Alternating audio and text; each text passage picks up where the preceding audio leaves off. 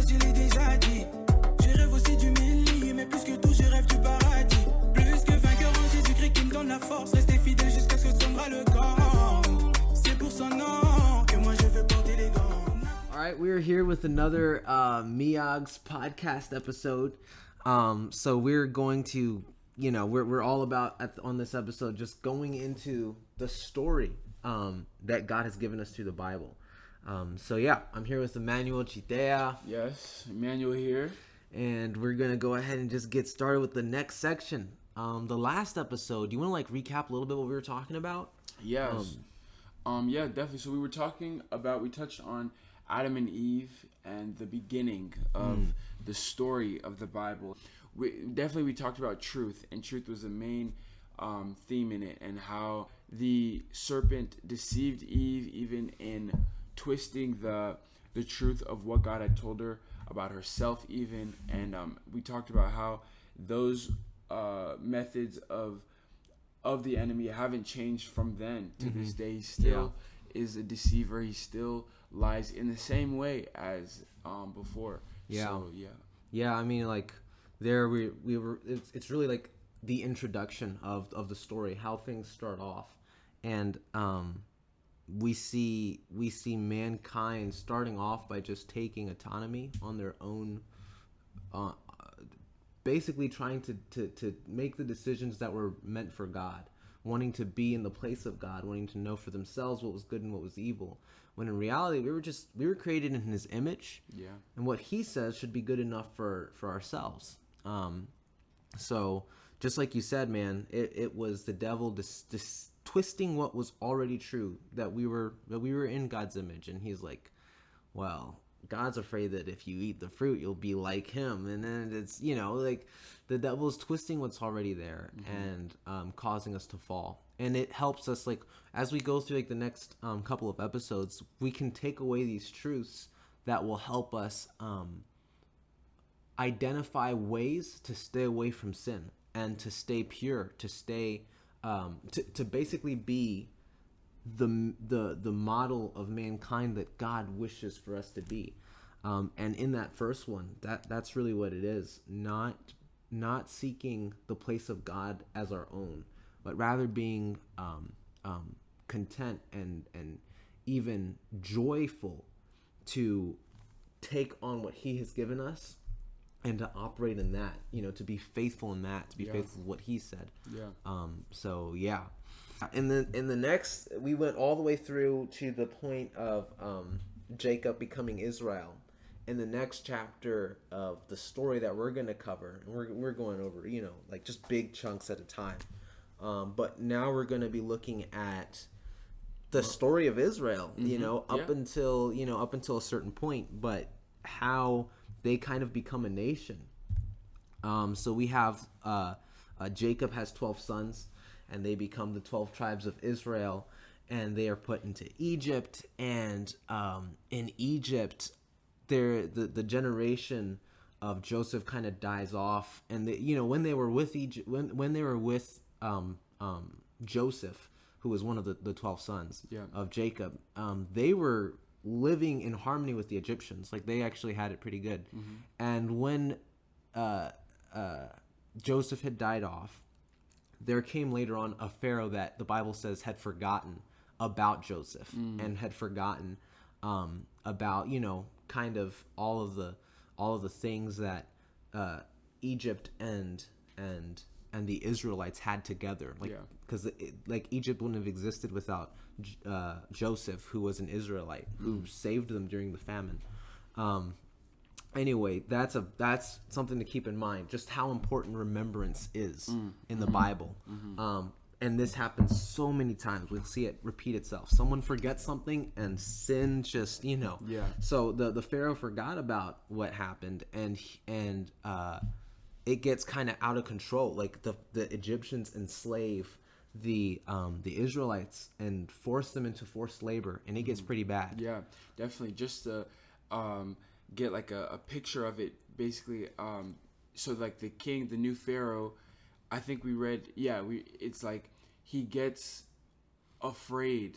The Egyptians become afraid of the Israelites and how big they're getting. It's crazy. We just see God blessing his people already from the beginning, and we just see how like they get afraid, and so in response to their fear, they try to do things to like hinder them and like keep them small. But what's funny is that although they have these efforts to make them smaller and keep them contained, they just keep growing bigger. Like, the level of like protection and blessing in their lives from God is pretty amazing to see. I mean, it's just such a cool thing about sometimes in life, like we can kind of forget who we're dealing with when it comes to who God is.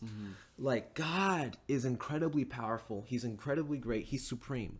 So who he wants to bless, they're going to be blessed. Like, if you want to try to suppress them, to enslave them, to curse them, and all these things, God's going to bless them regardless. And quite frankly, there's no curse that we can do as mankind that can out-curse God's blessing. It just can't be done. And, you know, in the example of being fruitful and multiplying, despite the actions of the Egyptians, the Israelites were just multiplying and becoming a great nation. Which had never really happened before. It's interesting that Israel as a people, as a nation, really developed from being just 12 brothers to being a whole country, all while they were enslaved to Egypt. It's a very intentional thing, I believe, that God did in his story, to talk about what kind of a people Israel is and what kind of a people his people are. You know, God is not the kind of God that is all pro, just the elite, the big dog. You know, for him, he goes for the captive. He goes for the people that need help. He finds those that are vulnerable and willing to accept his salvation, to accept their need for him, their weakness, and then he moves. He's not going to just move when you think you're all that. You know, he's like, all right, fine, be all that. You know. But yeah, that's a good point. So now in the next section, we get introduced to Moses. During this season of the story, and Moses, once again, like in the previous episode, we talked a lot about this concept, the biblical concept of Adam, which means literally, the literal meaning is of the red earth, but the Hebrew word alludes to humanity. That's what Adam signifies. And so each of these major what we would call supporting characters are really just ambassadors for humanity, ambassadors for this Adam character,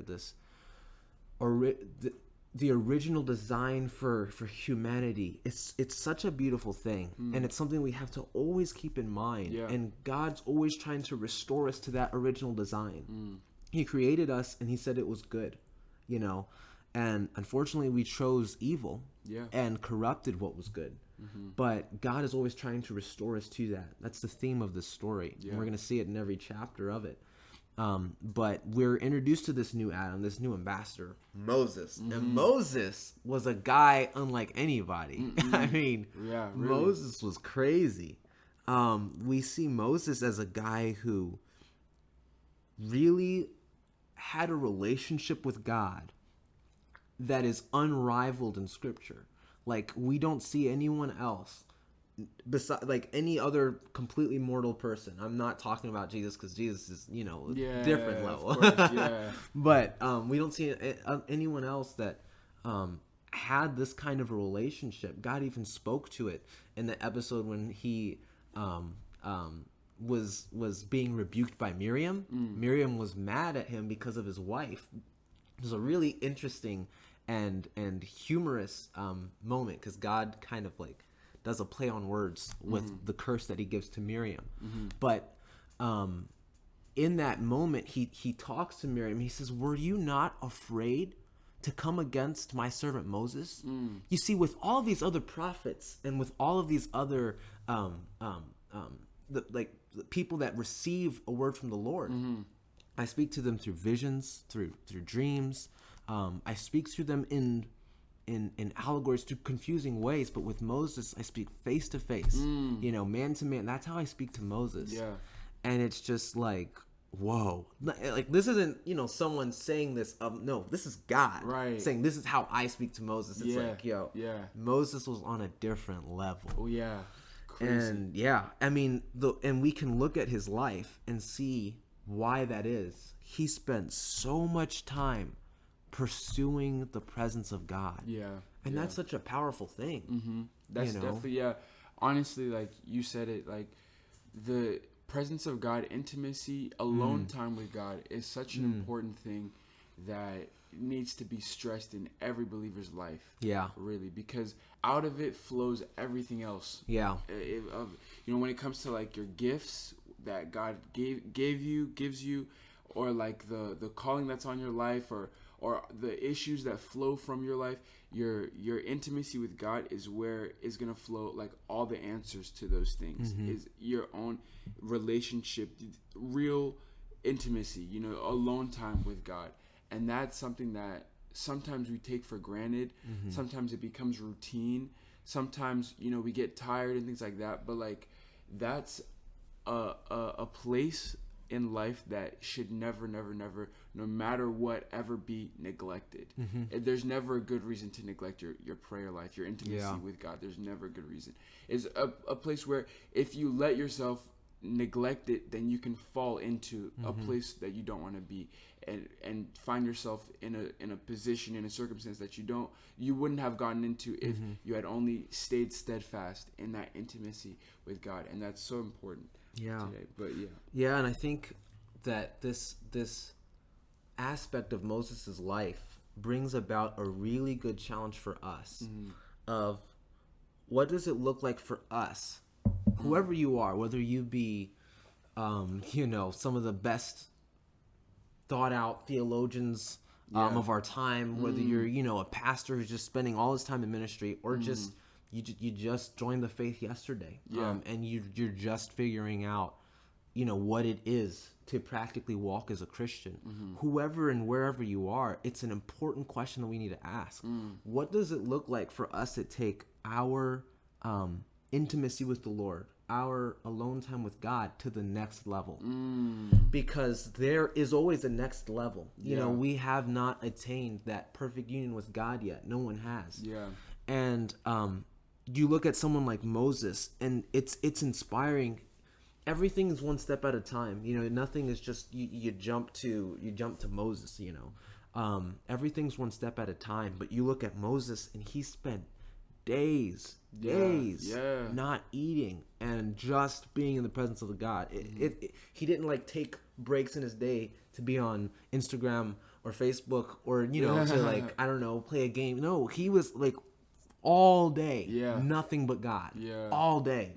And that's not something we really do. That's not an aspect of our lives that is a reality. But, and I'm not saying jump in. We always take things one step at a time. But how do you take your 1 hour with God and just make it a little bit more? How do you take your 5 minutes with God? If it's 5 minutes reading the Word, make it more. Get to a deeper level, with intimacy with God. It's so huge. Because on that mountaintop, in His presence, in that alone time with God, so much about what He has planned for you is revealed. So much about where he wants you to go is revealed. I mean, you look at what Moses came back from the mountain with. He comes back with the 10 Commandments. He comes back with how to build the tabernacle. He comes back with laws on how Israel is supposed to be led on like very specific details. God speaks and directs you when you have that relationship with Him. And not only that, but it shows too when you've spent time with God. It shows to other people. Like other people can see it. I love in the story of Moses, one of my favorite parts is just when he goes up at one point to speak to God on Mount Sinai, I think, or maybe it was another mountain, but he goes up and he speaks with God, or the cloud comes down, and when he comes back down, his face is glowing. I love that. Yeah. That's so cool. That's crazy. Dope. And the other people saw it and they were afraid of him. They were scared. That's like, wow. Like it honestly shows in your character, you know. Maybe it won't show like how it was for him, like physically like that, but like it shows. You can definitely see a change in a person when they have spent time with God. And it's a change that you can't really put your finger on, oh, this specifically is what changed. It's like a transformation that happens, and it's like from the inside out. It's so cool. Yeah. Yeah, and that, like, it's such a cool picture, you know, kind of just like what you were saying. And it kind of, I think it brings us, like, kind of like what you were saying, that people were afraid of Moses. I think it brings us into one of the next huge takeaways that we can take from this section of the story. The section of Israel under the lead of Moses, which actually the Bible spends a lot of time on. But that is the fear of the Lord. Yeah.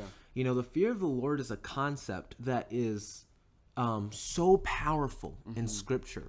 And it's so there all the time. Like it's a big deal. And I'm not just talking about in the Old Testament. Like some people think, you know, God's only scary and all these things in the Old Testament. And, you know, the fear of the Lord is in the Old Testament. No, this is in the New Testament as much as it is in the Old. Yeah. And it's something that we kind of are losing our grip on the concept of the fear of the Lord. And there's a lot of reasons for it. I mean, like, we live in a culture now where fear is something that we don't want to associate with our loved ones, you know? Like, I know that I grew up in the Congo. I have a African family, you know, my dad's from the Congo and everything. And the African father figure, while he can absolutely be a loving person, that absolutely, but he is also a figure to fear, you know, a figure to have respect for, and you don't cross dad, like you don't cross him, even when he's old and you're like stronger and you're older and he's older and not as strong as you are, you still have respect for him, you know. You just have to have the fear of dad and of family. That's something that's ingrained. But in the culture where nowadays everything is all about just kind of love, like if a parent spanks their child, they could have consequences from the government. You know what I mean? Like they could get put in a check. And you know, there's obviously place for that when it comes to like domestic violence and where it goes extreme. But like our concept of the fear of God, biblical fear, it's going away, and that's dangerous. Like when Israel loses their fear of God, they fall into sin quickly. And it's absolutely alarming. And we are losing it because we're getting very, very comfortable with what we've got. You know, we have no thing to really fear. Like even if you get sick, just call 911. You're gonna be okay. Like there's a lot of things that we can get comfortable with, and comfort kind of drives out fear. And we live in a Christian culture now where we like to stress on things like the truth. It's an absolutely true fact that God didn't give us a spirit of fear. He didn't. He absolutely didn't. However, fear has a place in our hearts, in our relationship with God. While we should not have a spirit of fear, we should have with the same Bible that tells us not to have the spirit of fear also tells us to work out our salvation with what? Fear and trembling. I mean, there is a place for fear, and it keeps us holy and faithful to God. Yeah, very true, very true. Something I like to remind myself of is like there's like a godly fear, and then there's like a worldly fear or an earthly fear. And godly fear brings you closer to God, and it's like that healthy respect that you have, you know, for like a parent and stuff. You don't want to cross them because you respect them so much, and like it's the type of respect where like if you want to do something that's like maybe like your parent you don't have like the same view of, like maybe you don't see eye to eye on something and you want to do something, you're not going to go behind their back and do it. You'll tell them to their face because you respect them, you know, and deal with however they will respond. But that's the kind of fear that brings you closer to God. But the other kind of fears, it does the opposite to where you kind of hide, I guess, and you avoid, and like you don't, you find answers in different places and stuff, and it's just, just basically having the opposite effect of that godly fear. Yeah, that's a really good point, man. I mean, there's a difference between shame and fear. Yeah. Shame is what you see in the garden when the Lord walked in the garden after their sin. Yes. And they had fear, but it was shame. And they wanted to hide themselves. And fear is the beginning of wisdom, the Bible says. The fear of the Lord is the beginning of wisdom. Yeah. And that's reverence, it's respect. Definitely. You know, Jesus said, "Don't fear man who can throw your who can kill your body, but fear God, who can throw your body and your soul into hell." That's the kind of fear we're talking about. You know, not the kind that drives you into shame. That's a really good point. Right. So that's something to always, like, in the topic of fear, we have to always keep that, because we mess up. You know, we sin. Yeah. And we want to, in order to do it less, we want to have the fear of God. But when we do, we don't want fear, quote unquote, or really what that boils down to is shame, to keep us from going to Him. Yeah. You know, we have to go to Him. Yeah. We have to repent. That's a good point. Definitely. So continuing on in the story, we have Moses leading the Israelites to the Promised Land. Yes. And it is a bumpy journey, really crazy, because I mean, you have an instance in one moment where God comes down on Mount Sinai before all the people, and it's like crazy, and the people are just, they have the right reverence on one particular moment, on one day, they have the right reverence for the Lord. They say, you know, they're willing to do what is given to them. They say all the right things. They're even afraid that if the Lord speaks to them, they're going to die. You know, they're there and they're ready to receive from the Lord. And Moses goes up on the mountain to get everything from the Lord. 6 days. That's how long he's there, right? 6 days. He goes up, and the Israelites start seeing that Moses is taking a little longer than they wanted him to. He's taking a little longer than they thought. And just in that moment, when he's getting the 10 Commandments, when he's getting how to lead Israel, they make the golden calf. Yeah. And it's like, oh my, Israel. Like, it hasn't even been that long. Right. And you just saw the glory of the Lord come down. Right. And, the Lord sends him down quickly. He's like, go down now, because Israel just quickly turned away from me. Yeah. And it's a crazy moment, but it kind of introduces us to the way that things continue to go. You know, you have Moses going to the Lord, and hearing from him, receiving instruction from him, and then going to the people, and the people are turning away. They're grumbling against Moses. They're grumbling against the Lord. We don't have meat. We don't have anything to eat, you know, and this and that. And the Lord's like, all right, here, you have manna. You know what? I'm going to give you guys so much meat until it's coming out of your nostrils. He said he is, you know, supplying and providing and leading the Israelites and showing continuous faithfulness. The cloud goes before them by day and fire by night. And yet, it's crazy, because even after all this absolute divine this divine presence of God with them through the Red Sea, through everything in the wilderness, they get to the place of going into the Promised Land, and they send out how many? I think it was 12 spies. Yeah, I think 12 spies. Yeah.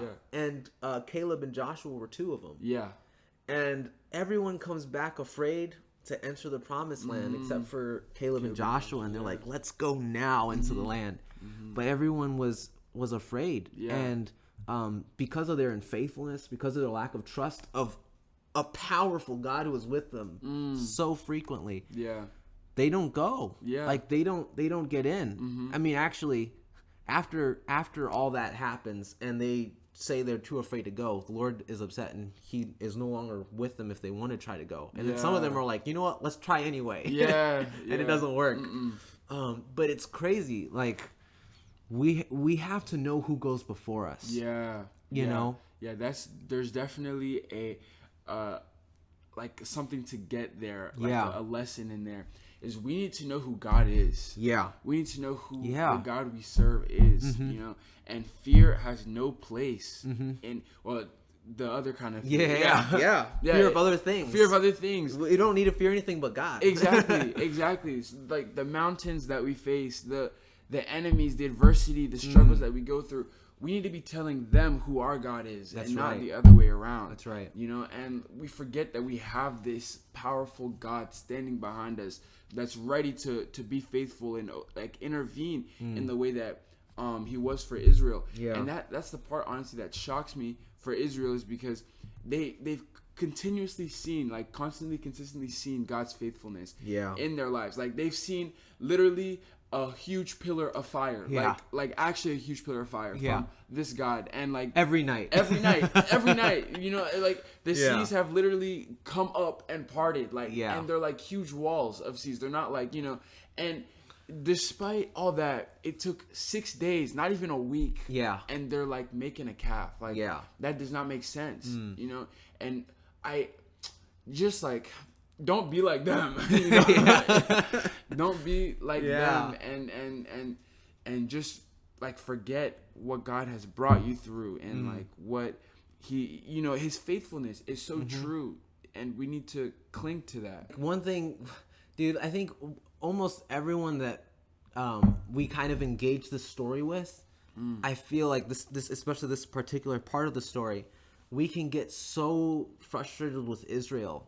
Like really frustrated with Israel, because it's frustrating, and the Lord is very like clearly getting continuously upset and angry with them.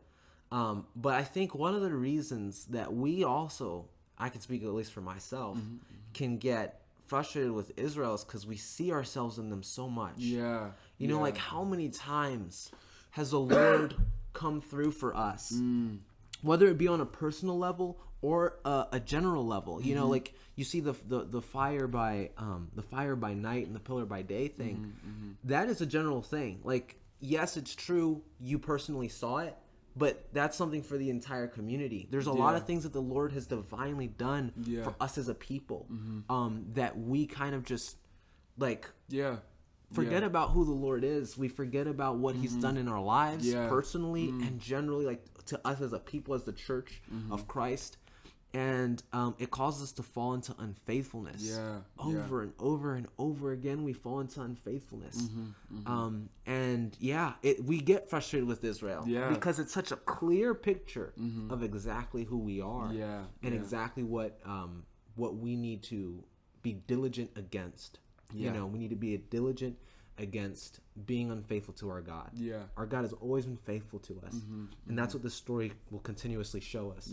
That's really good, by the way. That's a really good point of like on the individual level of you know, despite the fact that we see God move sometimes in our lives and we see His hand and recognize it, it can be hard sometimes to like believe again that He'll come through again the same way He did before. You know, that's like a fear that's lingering and stuff. So that's a really good point. So when we continue to the story, we can go on Moses for a long time, and the Bible does. You know, the Bible spends a good chunk of time on Moses. He's a very central figure to the Old Testament.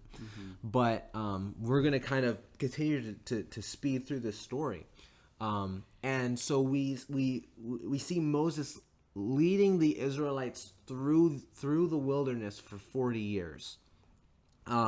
Basically, the Lord wants the generation that was so unfaithful to Him to die off, and for a new generation that was born into the wilderness, which I'm about to, you know, there's about to be a bomb drop. Get ready, get ready to get exploded.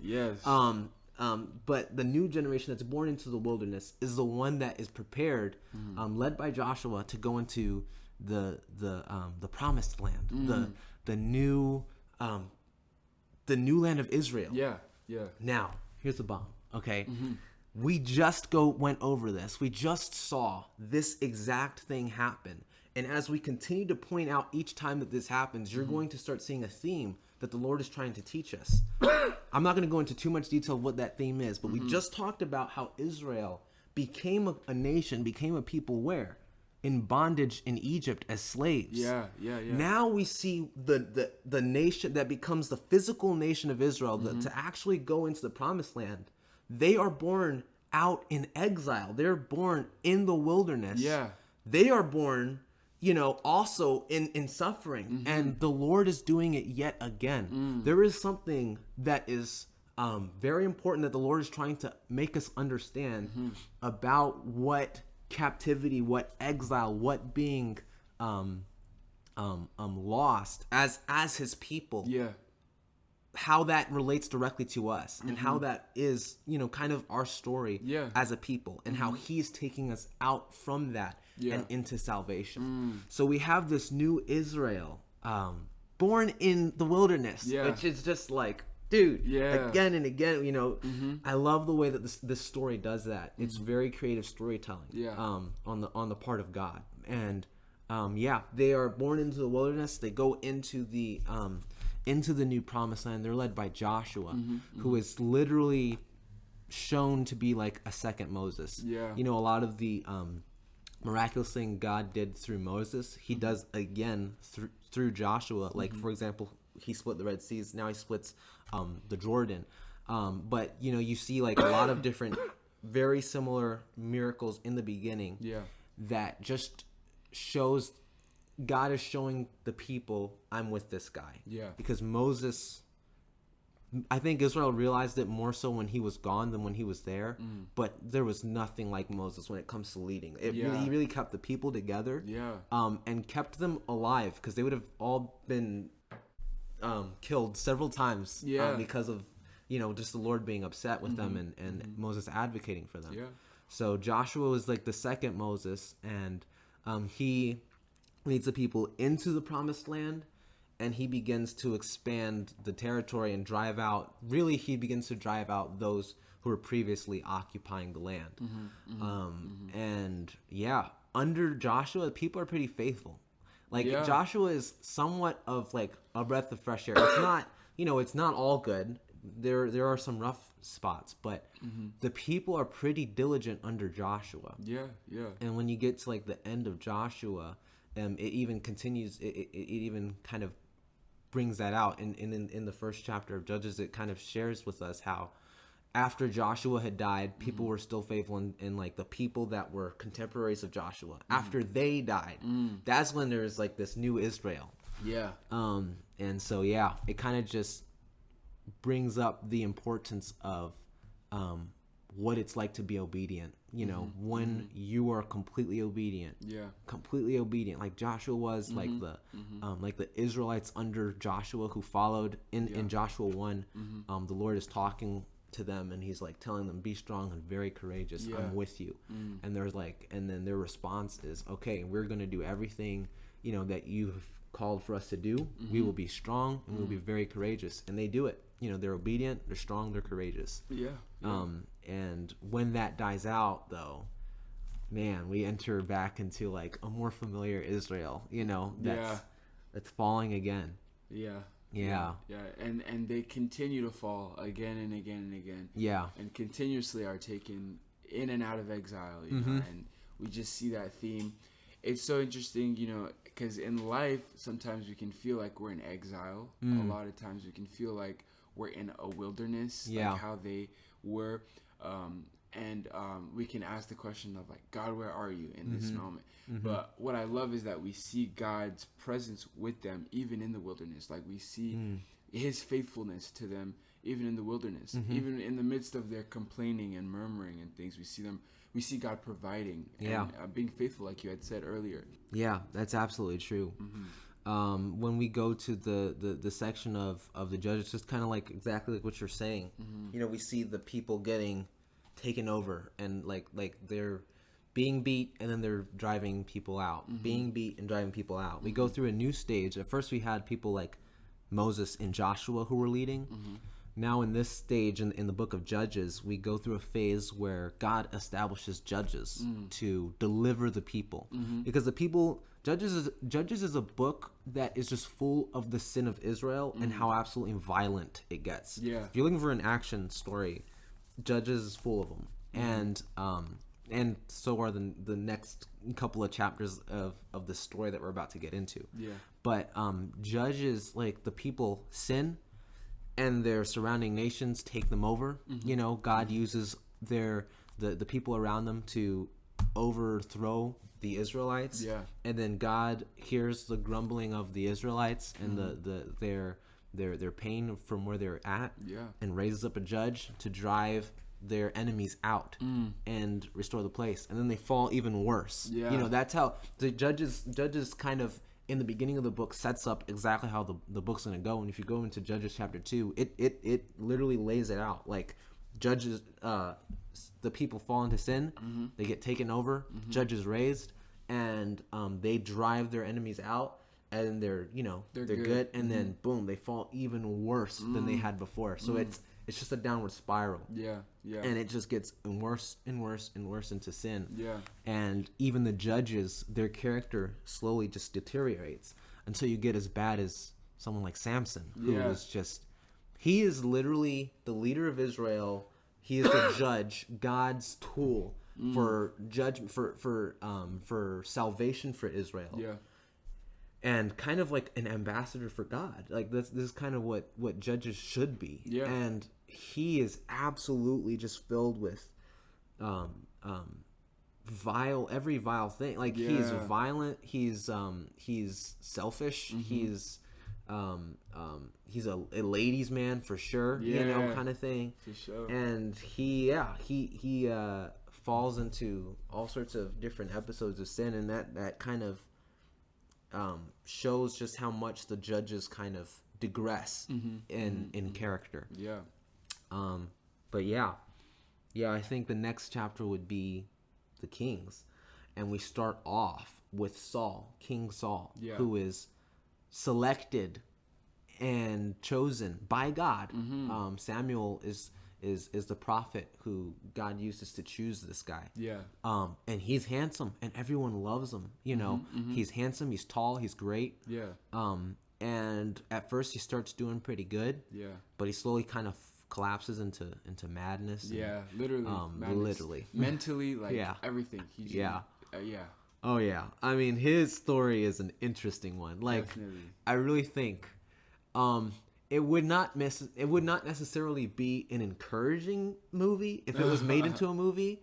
It wouldn't be like an uplifting, happy one, but I think it would be a very insightful one, and we could learn a lot. Yeah. And also it would be like a psychological kind of film, because that guy was like borderline at times. He was borderline mental. Yeah, you know, like he was. Legit. Yeah, it reminds me of like the movie. It's giving off the vibe of like Tragedy of Macbeth, but I don't know if that would be like the same. I don't know. I haven't seen it. I haven't seen it. Yeah. Oh, have you like read the play at all? No, I haven't even read the play. Oh, okay. Yeah, okay, I've heard a lot about it, but I haven't read it. Yeah, it's a lot. It's a lot. It's okay. it's a tragedy though. Yeah. Yeah. So I feel like it would give off a little bit of the same vibe, but not really. That one's a little different. But yeah. Yeah. There's some similarities, but yeah. Yeah.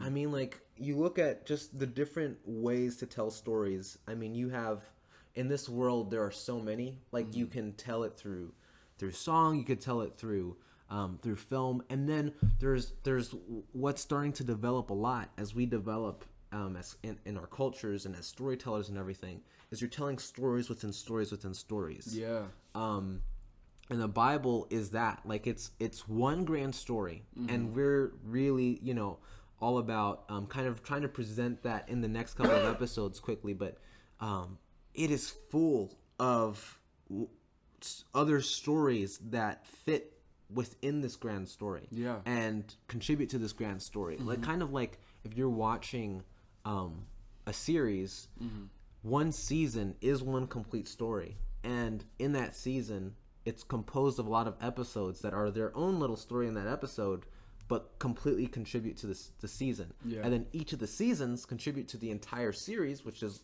Also, if it's a good series, one complete story. Yes. If it's a bad series, it's like, what is this thing about? No, definitely. But yeah, that's a really cool thing about Scripture, and you have like the entire Bible is a beautiful, joyful story. Like it has a beautiful, happy ending. Yeah. But it has some tragic moments that if you isolate those stories, they would be tragedies. Definitely. And yeah, there's a lot, like Samson is one of them. He's a tragedy. And Saul for sure is another one. Yeah. So we are introduced to this new era that the Israelites asked for. They didn't want to be like the way that the Lord was doing, like where he had a judge. They didn't want that anymore. They wanted to be like the other kingdoms. Like we want to be like the cool kids. So give us a king is what they asked for. And the Lord granted their request. He gave them Saul. And Saul collapsed into madness. Yeah. You know. Yeah. And it got kind of crazy. But there's hope because a new king is promised to them through David. Yes. And David kind of changes the way that this story is going. Yeah. And we're going to get more into that in the next episode. But yeah. Yes. I hope you guys enjoyed this episode. Yes. Indeed. Yes. All right. Well, guys, we're going to see you guys later.